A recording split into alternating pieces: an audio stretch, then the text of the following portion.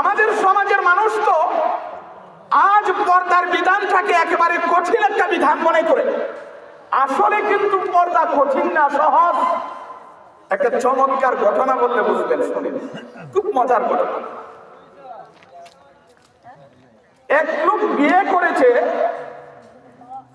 তার এক ছেলে সন্তান জন্ম হয়েছে। ছেলের যখন লেখাপড়ার বয়স হয়েছে, একদিন স্বামী স্ত্রী পরামর্শতে বসেছে ছেলেকে মাদ্রাসায় পড়াবে না স্কুলে পড়াবে।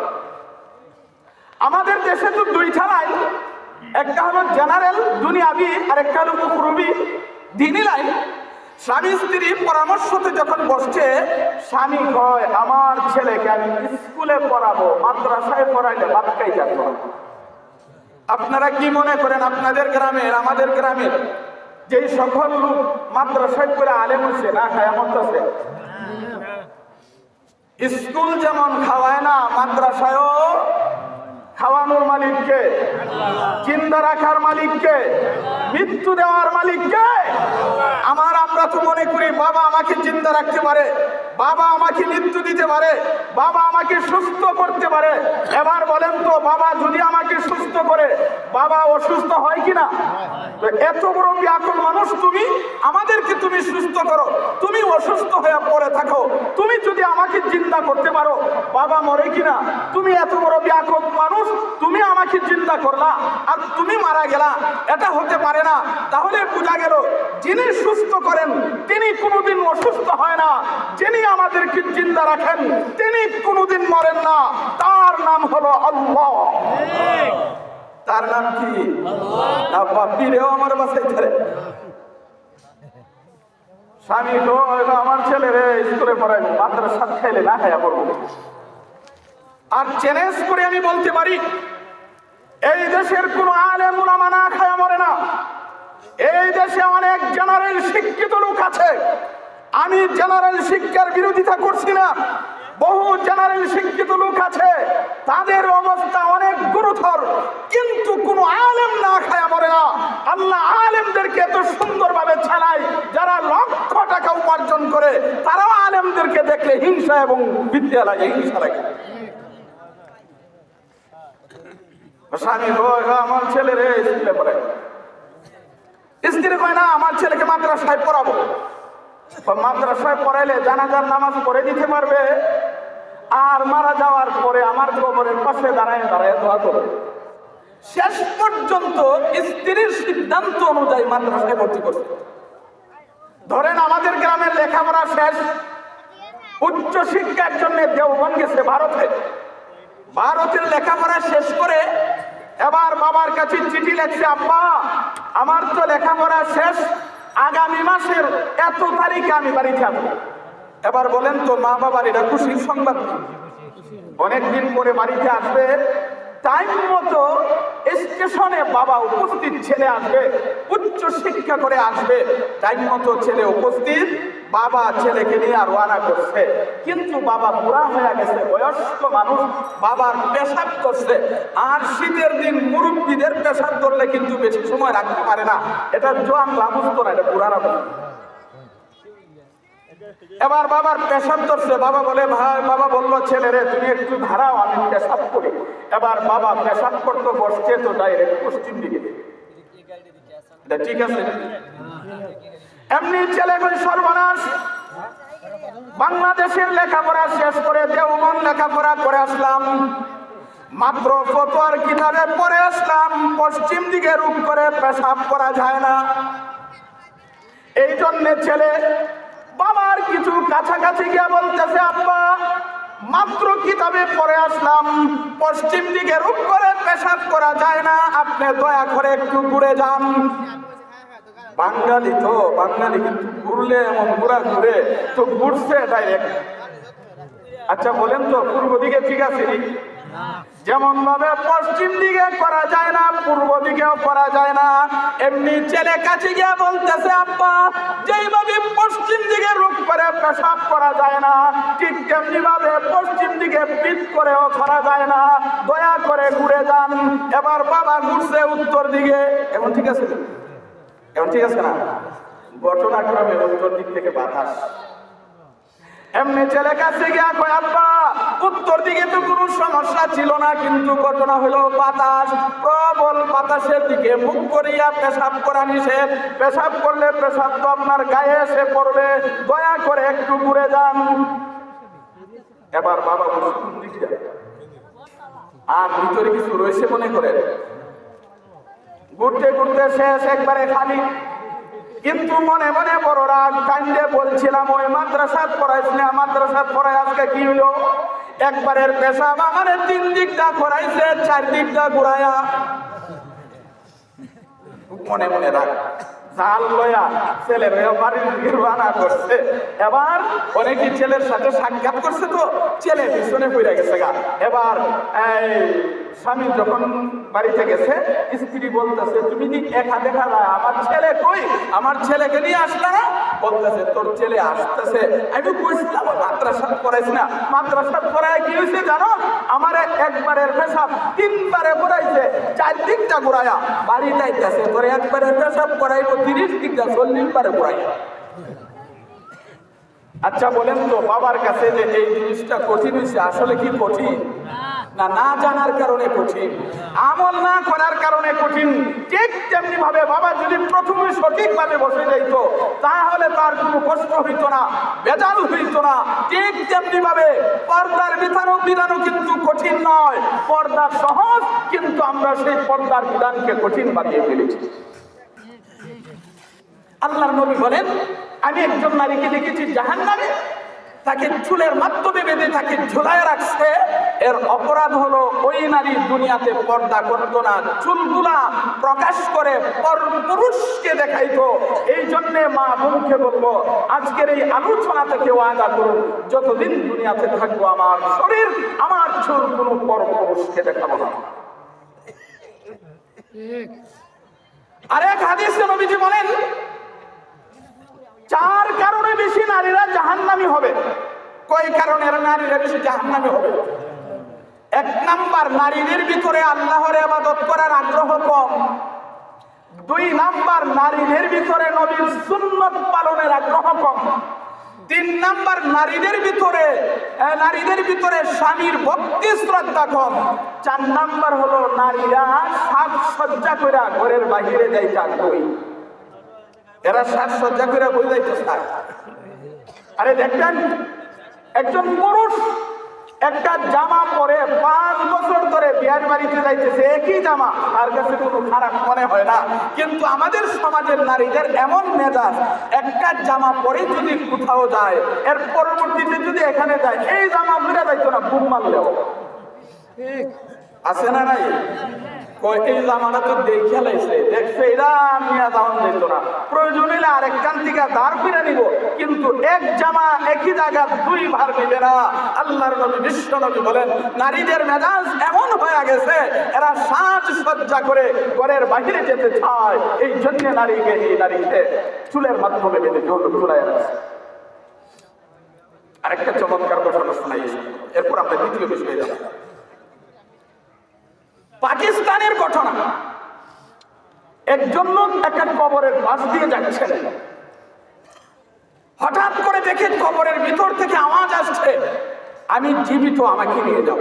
আচ্ছা, আপনি যদি কবরের পাশ দিয়ে যান, এমন একটা আওয়াজ আসে, এটা কি মনে হবে?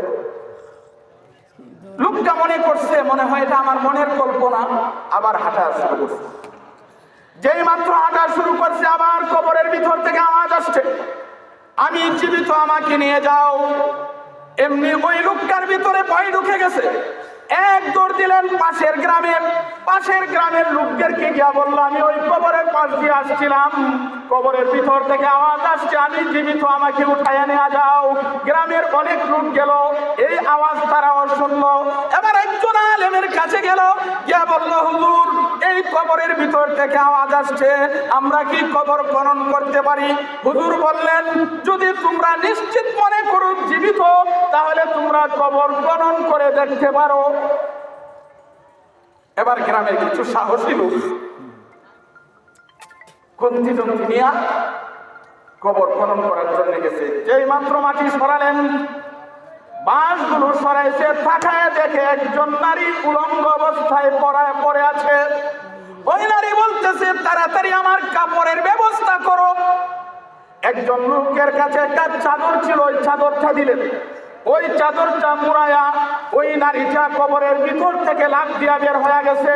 লাফ দিয়ে বের হয়ে দৌড়ে তার বাড়িতে গিয়া ঘরের ভিতরে ঢুকে দরজা লক করে দিলেন, বন্ধ করে দিলেন। পিছনে পিছনে অনেক মানুষ গেল, কে বলতেছে হে নারী দরজা খুলো। ওই মহিলা ভিতর থেকে বলতেছে আমি দরজা খুলতে পারি, কিন্তু আমার অবস্থা কিন্তু স্বাভাবিক না, আমার অবস্থা দেখে তোমরা ঠিক থাকতে পারবা না। কিছু সাহসী লোক আছে না, দরজা খুলো। এবার মহিলাটা দরজা খুলে চাদরটা মুড়ায় আবার ঘরের ভিতরে বসে গেলেন। কয়েকজন লোক ঘরের ভিতরে ঢুকছে, গিয়া বলতেছে ও মহিলা তোমার চাদরটা একটু সরাও, তোমাকে দেখি। এবার মহিলা তার মাথা থেকে চাদরটা সরাইছে, তাকায়া দেখে তার মাথার মধ্যে একটা পশম নাই, মগজ নাই, চামড়া নাই, মাংস নাই। জিজ্ঞাসা করলো ও মহিলা তোমার এই অবস্থা কেন? মহিলা বলে শুনো শুনো, আমি যখন দুনিয়াতে ছিলাম আমি ছিলাম বড় সুন্দরী, আমার চুলগুলা অনেক সুন্দর ছিল, পরপুরুষকে দেখায়া দেখায়া চলতাম। আমি যখন মারা গেছি, আমাকে যখন দাফন করা হয়েছে, জাহান্নামের ফেরেশতারা একটা একটা করে চুলগুলো উঠায়া ফেলাইছে। এবার ওই মহিলা তার চেহারা থেকে চাদরটা সরাইলেন। সরানোর পরে দেখে তার চেহারার মধ্যে কোনো মাংস নাই, চুট নাই, মাংস নাই। জিজ্ঞাসা করলো তোমার চেহারার মাংসগুলো কোথায়? মহিলা বলে শুনো, আমি যখন দুনিয়াতে ছিলাম আমি বড় সুন্দরী ছিলাম, আমার চেহারার মধ্যে বিভিন্ন ধরনের রং লাগাইয়া পরপুরুষকে দেখাইতাম, আকৃষ্ট করতাম। যখন আমি মারা গেছি, জাহান্নামের ফেরেশতারা চাকু দিয়ে আমার মুখের মাংসগুলো কেটে নিয়ে গেছে। এবার ওই নারী তার হাত থেকে পা থেকে চাদরটা সরাইছে, তাকায়া দেখে তার হাতে কোনো নখ নাই, পায়ে কোনো নখ নাই। জিজ্ঞাসা করলো তোমার হাতের নখ কই, পায়ের নখগুলো কোথায়? এবার নারী বলে শুনো, আমি যখন দুনিয়াতে ছিলাম আমার হাত পা ছিল সুন্দর, নখগুলো ছিল সুন্দর, নেল পালিশ লাগাইয়া বিভিন্ন ধরনের রং লাগাইয়া পরপুরুষকে দেখাইতাম। মারা যাওয়ার পরে কবরে জাহান্নামের ফেরেশতারা একটা একটা করে নখ উঠায়া ফেলাইছে। এই নারী আবার মারা গেছে, দ্বিতীয়বার আবার তাকে দাফন করছে। এখন প্রশ্ন হবে কেউ মারা গেলে তো জিন্দা হয় না, এটাই কিন্তু স্বাভাবিক। আজ পর্যন্ত মুরিয়াকের যারা মরছে কেউ আইসিনি, তাহলে এই মহিলা কেমনে জিন্দা হইল, এটা কেমনে বিশ্বাস করতাম? এই পৃথিবীতে যত কিতাব আছে, আরবি ভাষায় অনেক কিতাব লিখেছে। একটা কিতাবের নাম হলো মান আশা বাদাল মাউত, আরেকটা কিতাবের নাম হলো আহওয়ালুল কুবুর। এই সকল কিতাবে একেবারে প্রথম থেকে নিয়ে দুনিয়ার শুরু থেকে নেই পর্যন্ত এমন ঘটনা যেখানে যেখানে ঘটেছে অনেকগুলো ঘটনা উল্লেখ করে এই কিতাবের মুসান্নিফ লিখেছেন। স্বাভাবিক কেউ মারা গেলে এইভাবে জিন্দা হয় না, কিন্তু আল্লাহ মাঝে মাঝে ব্যতিক্রম ঘটনা ঘটায়। কেন ঘটায়? দুনিয়ার মানুষকে সতর্ক করার জন্যে। এবার আসুন 2 নম্বর বিষয়। আল্লাহর নবী বিশ্ব নবী বলেন মেরাজে যখন আমি জাহান্নামের দৃশ্যগুলো দেখেছিলাম, 2 নাম্বার আরেকটা দৃশ্য দেখেছিলাম, একজন নারীর জিহ্বাটাকে টান দিয়া বের করে লম্বা করে জাহান্নামে ঝুলায় রাখছে। আচ্ছা বলেন তো, একটা হাতে অথবা পায়ে যদি ঝুলায় রাখে তাহলে কি অবস্থা হবে? আর জিহ্বার মধ্যে ঝুলায় রাখা এটা তো স্বাভাবিক না। আল্লাহর নবী বিশ্ব নবী বলেন এই মহিলার অপরাধ হলো দুনিয়াতে যখন থাকতো স্বামীর সাথে কঠোর ভাষায় কথা বলতো। আমাদের সমাজের নারীরা তো এখন স্বামীর সাথে নরম ভাষায় কথা বলতেই পারে না, কিন্তু অন্য জায়গায় ঠিকই নরম ভাষায় কথা বলে আছে না? স্বামীর সাথে কঠোর ভাষায় কথা বলে। আমাদের কাছে বহু নারীরা এবার আসে, হুজুর দাম্পত্য জীবনে শান্তি নাই, দাম্পত্য জীবনে শান্তি নাই, হুজুর তাবিজ দেন, হুজুর দোয়া করেন। শুধু আমাদের কাছে আসে দাম্পত্য জীবনে অশান্তি। আগে একটা চমৎকার ঘটনা, তাহলে কিটা হবে আরেকটা। একজন নারী ব্রাহ্মণবাড়িয়ার বড় হুজুর রহমাতুল্লাহি আলাইহি উনি বয়ান করতেন, এক কিতাবে উল্লেখ করেছেন, একজন নারী একজন আলেমের কাছে এসে বলে, হুজুর আমাকে তাবিজ দেন। আমার স্বামী আমারে বড় মহব্বত করত, মায়া করত, কিন্তু কি জানি হয়ে গেল কিছুদিন ধরে আমার সাথে খালি দূরত্ব সৃষ্টি হচ্ছে, আমাকে মায়া করে না, মহব্বত করে না। আপনি একটা তাবিজ দেন যেন আমার স্বামী আমার জন্য পাগল পারা হয়ে যায়। স্বামী গো তাবিজ নিতে আইছো? আচ্ছা তাহলে এক কাজ করো, সিংহের মুস্তিকে যদি কয়েকটা পশম খাইতে আনতারো, তোমার এমন এক তাবিজ দিমু, তোমার স্বামী তোমার জন্য পাগল হয়ে যাবে আর দুনিয়ার কারো দিকে থাকাইতো না। আচ্ছা জঙ্গলের সিংহের মুস্তিকে পশম আনা, এটা কি মনে করছেন? এটা তো সম্ভব। কিন্তু নারী চিন্তা করতেছে যে কোনো ভাবে আমার আনতে হবে, স্বামীরে পাগল বানাইতে হবে। এই জন্য এই নারী গরুর কাঁচা গোশত নিয়ে পাহাড়ে গেছে, পাহাড়ে এক গাছের গোড়ায় গরুর গোশত রাখছে, দূরে দাঁড়ায় রয়েছে। কিছুক্ষণ পরে কাঁচা গোশতের গ্রাম পায়া একটা সিংহ বের হয়ে আসছে, আয়া গরুর গোশত খাওয়া শুরু করছে। কিন্তু এই মহিলার তো আর সাহস হইতেছে না যাইতো। এইভাবে মহিলাটা প্রতিদিন একই টাইমে একই জায়গাতে গরুর গোশত নিয়ে রাখে আর দূরে দাঁড়ায় থাকে। একটা সিংহ যখন দেখলো প্রতিদিন একই সময় একই টাইমে এই নারীটা আমার খাবারের ব্যবস্থা করতেছে, এই জন্য সিংহটা তার প্রতি দুর্বল হয়ে গেছে। নারীটা আস্তে আস্তে আস্তে আস্তে আগাইতে এক মাস চেষ্টা করার পরে হঠাৎ করে তার কাছে গেছে, গিয়া পিঠের মধ্যে হাত বুলাই দিছে। এবার সিংহের মুখ থেকে কয়েকটা পশম খাইতে আনছে, আইনা হুজুরের কাছে বলে, হুজুর তাবিজ দেন। হুজুরে খাদে বলে ডাকছে, এই খাদে দিক যা, ও কি এই পশমগুলো আগুন ফিরে রাখ। মহিলা কয়, হুজুর এক মাস চেষ্টা করে জীবন বাজি দিয়া পশমগুলো আনলাম, আর আপনি খাদেমকে বলেন পুড়ে ফেলতো, ব্যাপার কি তাবিজ দেন। এমনি হুজুরের চোখ দিয়া পানি ঝরঝর করে পালাইয়া দিছে, হুজুর কান্না শুরু করে দিয়েছে। এবার হুজুর বলতেছে, মা তোমার স্বামী কি সিংহের চাইতে আরো বড় ভয়ানক।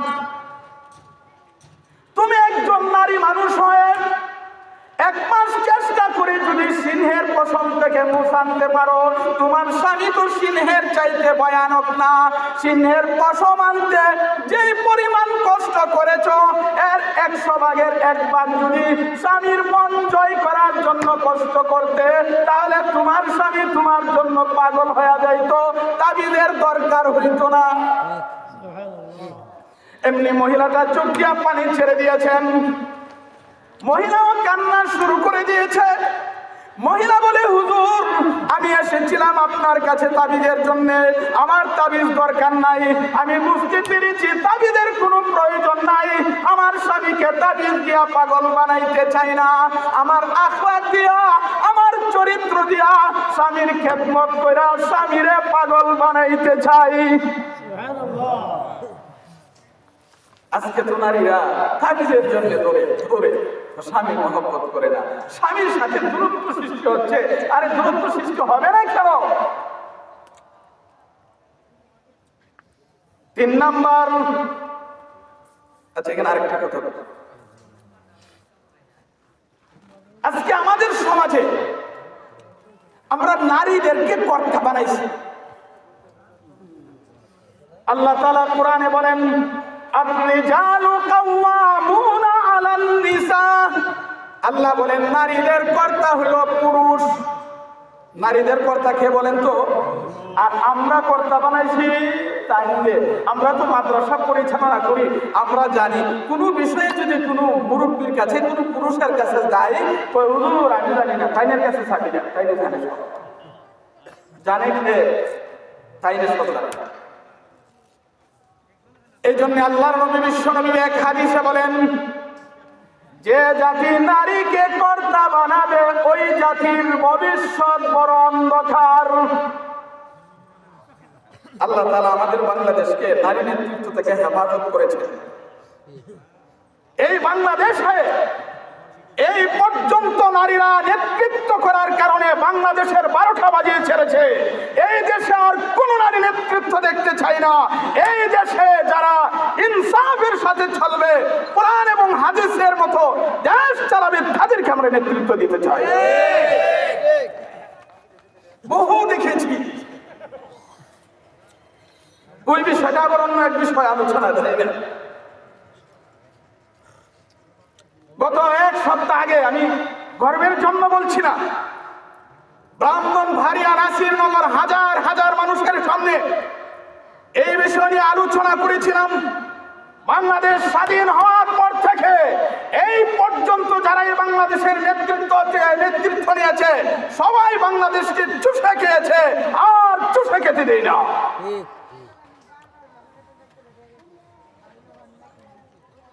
মাহতারাম হাজিরিন, তো আজকে তো আমরা নারীদেরকে কর্তা বানাইছি। আমাদের দেশে একজন আলেম বয়ান করতেন, ওনার নাম শুনেছেন, আবুল কালাম সোনারগাছি রহমাতুল্লাহি আলাইহি। নাম শুনছেন? নেই? হুজুরের কিন্তু চমৎকার বয়ান করতেন। হুজুরের বয়ান থেকে একটা চমৎকার ঘটনা স্মরণ হয়েছে, আপনাদেরকে শুনে। হয়তো আপনারা অনেকে জানেন, তারপর প্রাসঙ্গিক আসছে দেবে। এক দেশে ছিল এক মাইমুন ছিলেন, মাছা সুন্দর একটা মাছ পাইছে। এবার চিন্তা করলো, এই মাছটা বাজারে না নিয়ে ডাইরেক্ট যদি বাদশার দরবারে নিয়ে যায়, তাহলে বাদশা আমারে অনেক টাকা দিবে। এই জন্য এই মাইমুনে করছে কি, বাজারে না নিয়ে ডাইরেক্ট বাদশার কাছে গেছে, গিয়ে বলছে, জনাব সুন্দর একটা মাছ পেয়েছি, আপনার জন্য নিয়ে আসছি। বাদশা 200 টাকার মাছ 500 টাকা দিয়ে মাছটা রেখে দিয়েছে। বাদশার একটা সম্মান আছে না? তাই বাদশার স্ত্রী দৌড়ে আসছে, কত টাকা দিয়ে মাছ কিনছেন? 500 টাকা দিয়া। আপনি তো একটা বিয়াদব মানুষ, আপনি কেমনে দেশ চালান? 200 টাকার মাছ 500 টাকা দিয়ে রাখছেন, এই মাছ ফেরত দেন, নাইলে কিন্তু আমি আপনার প্রশংসা করতে পারলাম। আরে আমি একজন এই দেশের বাদশা, 200 টাকার মাছ 500 টাকা দিয়ে না রাখলে কেমনে হয়? এত কথা নাই, মাছ ফেরত দেন। আমি কেমনে ফেরত দিব? আমার কাছে একটা সুন্দর বুদ্ধি আছে। নারীর কাছে কিন্তু উপস্থিত বুদ্ধি আছে। কি বুদ্ধি? ওই মাই বললে ডাক দেন, ডাক দিয়া জিজ্ঞাসা করে, এই বেড়া তুই যে আমরা মাছটা দিয়া গেলে, মাছটা মুলাক্কার না মুআন্নাস? বেড়া না দিবি। যদি হয় মুলাক্কার বেড়া মাছ, বেড়া মাছ বেড়া আমরা খাই না, বেড়া খাই না। যদি হয় বেড়ি, বেড়ি মাছ খাই না। সুন্দর তুই বুদ্ধি দিস। বেড়া মাই বলে দিঘা, তুই যে মাছটা দিলে এটা মুলাক্কার না মুআন্নাস? বেড়া না দিবি। মাইমলে ওই জীবনে কত মাছ বেচতাম, এমন প্রশ্ন তো আর কেউ করছে না। এও আছেন বড় চালাক, জনাব এই মাছটা মুযাক্কার না মুআন্নাস না? খুমসা হিজরা। আমার লাগাইছিনি, তুই এত সুন্দর উত্তর দিলে আর 500 টাকার বাইরে যা। এখন তো তাই না হয়, 200 টাকার মাছ 500 টাকাতে রাখছেন, আরো দিলেন 500, আমি আপনার বর করতাম না, মাছ ফেরত দেন। পারে তোর কথা শুনলে তুই 500 দেওয়া লাগছে। আমার কাছে আরেকটা বুদ্ধি আছে। ও কি বুদ্ধি? ওই মাই বলে যাওয়ার সময় দেখলাম এর পকেট থেকে 5টা টাকা পড়ে গেছে, এই 5টা টাকা সে উঠায় নিয়ে গেছে। আপনি ডাক দেখো না, এই বেড়া 200 টাকার মাছ করে 1000 টাকা দিলাম, তুই এত বড় বখিল রে, বখিল থেকে আমরা মাছ রাখি না, দেখ 5 টাকা পড়ে গেছে, তুই আগে লাগাই কি খাওয়ার?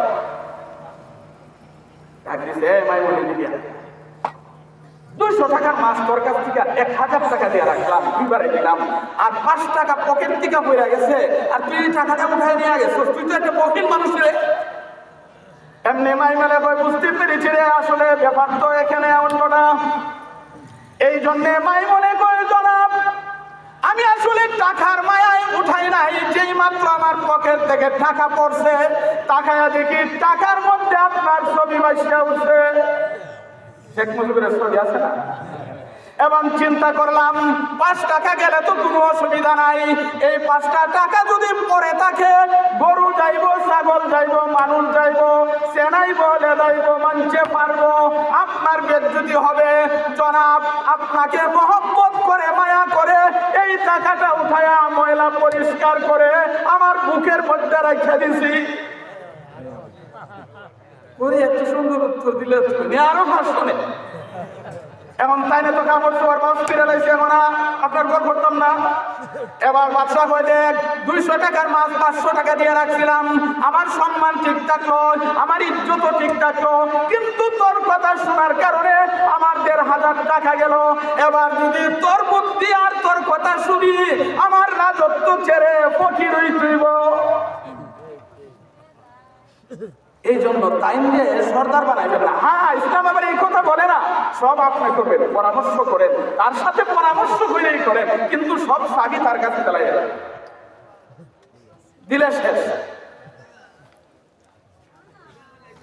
এই জন্য মুহতারাম হাজিরিন, আল্লাহর নবী বিশ্ব নবী বলেন, আমি যখন জাহান্নামের দৃশ্যগুলো দেখেছিলাম, একজন নারীকে দেখলাম তার জিহ্বাটাকে টান দিয়া বের করে লম্বা করে জাহান্নামে ঝুলায় রাখছে। এর অপরাধ কি? তার অপরাধ হলো স্বামীর সাথে কঠোর ভাষায় কথা বলতো। এই জন্য নারীদেরকে, বাপুদেরকে বলবো, আজ এই আলোচনা শুনে আমরা ওয়াদা করি, যতদিন এই দুনিয়ার মুখে থাকবো কোনোদিন আমার জবান দ্বারা স্বামীকে কষ্ট দিব না। এবার আসুন 3 নম্বর বিষয়। আল্লাহর নবী বিশ্ব নবী বলেন, আমি যখন জাহান্নামের দৃশ্যগুলা দেখতেছিলাম, একজন নারীকে দেখেছি তার স্তনের মাধ্যমে বেঁধে, মুখের মধ্যে বেঁধে ঝুলায় রাখছে। তার অপরাধ কি? তার অপরাধ হলো ওই নারী পরকীয়ায় লিপ্ত থাকতো। এই নারী কি লিপ্ত থাকতো? পরকীয়া। আল্লাহর নবী বিশ্ব নবী বলেন, আমি যখন জাহান্নামের দৃশ্যগুলা দেখতেছিলাম, কিছু নারী এবং পুরুষকে উলঙ্গ অবস্থায় দেখলাম। এক পার্শ্বে উন্নত মানের খাবার, আরেক পার্শ্বে কিরা পচাযুক্ত খাবার। কিন্তু ওই নারী এবং পুরুষরা উন্নত মানের খাবার খায় না, পচাযুক্ত খাবার খায়া পরিষ্কার করে ফেলাইছে। এবার বিশ্বনবী জিব্রাইলকে বললেন, ও জিব্রাইল, এমন ব্যাকুব মানুষ তো আমি আর কোনোদিন দেখি নাই। এরা উন্নত মানের খাবার রেখে পচাযুক্ত খাবার কেন খায়? আর এবার জিব্রাইল বলে, ও নবী, তারা হলো দুনিয়ার ওই সমস্ত নারী এবং পুরুষ, ওই সমস্ত পুরুষ স্বামী ছিল দুনিয়াতে হালাল, স্বামীকে রেখে পর পুরুষের কাছে যাইতো। তারা হলো দুনিয়ার ওই সমস্ত নারী, পুরুষ স্বামী ছিল তার জন্য হালাল, স্বামী রেখে অন্য পুরুষের কাছে যাইতো। এই জন্য আল্লাহ হালাল খাবার কয়া উন্নত মানের খাবার রেখে পচাযুক্ত খাবার খাওয়ায়। এবার আসুন 4 নম্বর। আল্লাহর নবী বিশ্ব নবী বলেন, আমি একজন নারীকে দেখেছি তার 2টা পা হলো বুকের সাথে বাঁধা, 2টা হাত হইল কপালের সাথে বাঁধা। আল্লাহর নবী বিশ্ব নবী বলেন, তার অপরাধ কি? তাদের অপরাধ হইল 2টা। 1 নাম্বার, ফরজ গোসল ঠিক মতো করতো না। 2 নাম্বার, নামাজ সঠিকভাবে করতো না, নামাজে নিয়ে টাটকা করতো। এবার বলেন তো তারার অপরাধ কয়টা? 1 নাম্বার, ফরজ গোসল ঠিক মতো করতে হবে। ইসলামের বিধান হলো, যদি রাতের বেলায় গোসল ফরজ হয় তাহলে সাথে সাথে গোসল করে নেওয়া উত্তম। যদি তাও না পারে কমপক্ষে উজু করে হাত পাও ধোয়া ঘুমানো। এটাও যদি সম্ভব না হয় ফজরের নামাজের আগে আগে গোসল সেরে নিতে হবে। কোন নারীরা যদি মাসিক বন্ধ হয় সাথে সাথে গোসল করে নেওয়া উচিত। এমনকি ইসলামের বিধান হলো, কোন নারীর মাসিক বন্ধ হওয়ার পরে একবার গোসল করার পরে একবার আল্লাহু আকবার বলা পরিমাণ সময় যদি ওই ওয়াক্তের সময় থাকে, এই ওয়াক্তের নামাজটা পড়াও তাদের উপরে ফরজ। কিন্তু আমাদের দেশে মনে হয় এমন পুরুষ আর নারী নাই, যার গোসল ফরজ হইছে রায় তার গোসল করতে গিয়ে সকাল 8টায়। আরে লজ্জার বিষয়, মাসালা জানতে হবে। গোসল ফরজ হইছে রাত্রে, গোসল গিয়া করছে সকাল 10টায়। নারীরার বহু নারী আছে মাগরিবের সময়, এশারের সময় মাসিক বন্ধ হইছে। ইসলামের বিধান হলো, তুমি গোসল করো, মাগরিবের নামাজ পড়ো, এশারের নামাজ পড়ো, ফজরের নামাজ পড়ো। কিন্তু বহু নারী নারী অলসতা করে রাতে গোসল করে না, সকালে গিয়া গোসল করে। এই সকল নারী এবং পুরুষের বেলায় আল্লাহর নবী বিশ্ব নবী বলেন, আমি নারী এবং কয়েকজন নারীকে দেখেছি তার দুইটা পা বুকের সাথে বাঁধা, দুইটা হাত কপালের সাথে বাঁধা। 2 নাম্বার, তার অপরাধ হলো নামাজ সঠিকভাবে পড়তো না। আমাদের দেশে যারা সবাই তো নামাজ, আমরা এখানে যারা ওয়াজ আইছি সবাই নামাজি, শতকরা 95% নামাজ পড়ে না। আল্লাহর নবী বলেন শুধু নামাজ পড়তো না বিষয়টা এমন না, নামাজের নিয়ে আবার 4টা বিদ্রুপও করতো। এমন লোক নাই মনে করছেন আমরা সমাজে? তাহলে একটা ছোট্ট একটা ঘটনা বলি বুঝতে। আবুল আইয়ুব সামারকান্দি রাহমাতুল্লাহি আলাইহি তানবিহুল গাফিলিন নামক কিতাবে উল্লেখ করেন, এক আল্লাহর ওলি রাস্তা দিয়ে যাচ্ছে। আগে বলে রাস্তাঘাটে শয়তান দেখা যেত, এখন দেখা যায় না।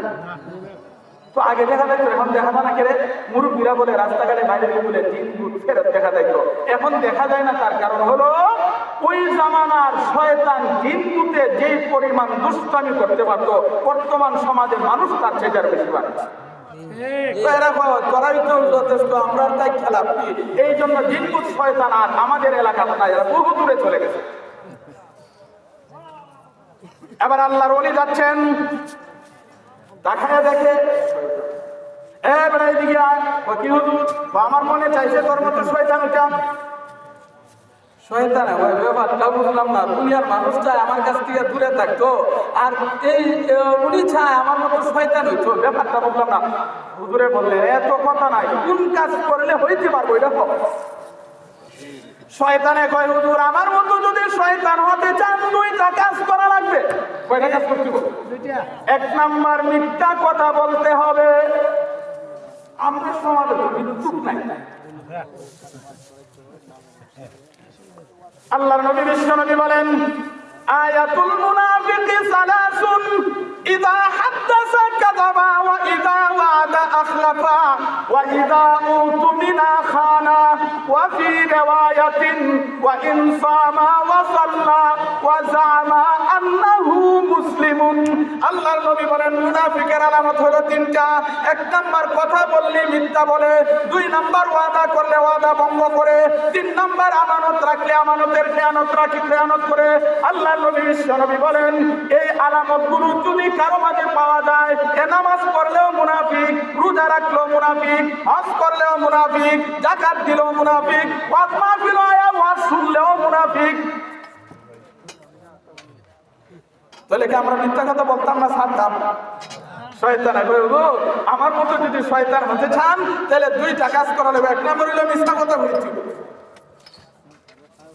খালি মিথ্যা কথা বললে হবে না, সাথে সাথে খোদার কসম খাইতে দিব। 2 নাম্বার, হুজুর যদি আপনি আমার মতো শয়তান হতে চান 2 নাম্বার কাজ হলো নামাজ ছাইড়া দিতে দিব। খালি নামাজ ছাড়লেই হবে না, নামাজকে নিয়ে বিদ্রুপ করতে হবে। রাস্তাঘাটে বসে থাকবেন, কোন নামাজে মসজিদে গেলে কইবেন মুসল্লির ঘরের মুসল্লির ভিতর ঠিক আছে নি। কেমন লোক নাই আমরা, কেউ নামাজ পড়ে না, আবার কেউ নামাজও গেলে মুসল্লির ভিতরটা ঠিক আছে। হুজুর যদি আমার মতো শয়তান হতে চান কোরআনের বিরুদ্ধে কথা বলতে হবে, হাদিসের বিরুদ্ধে কথা বলতে হবে, আলেম উলামা নিয়ে কথা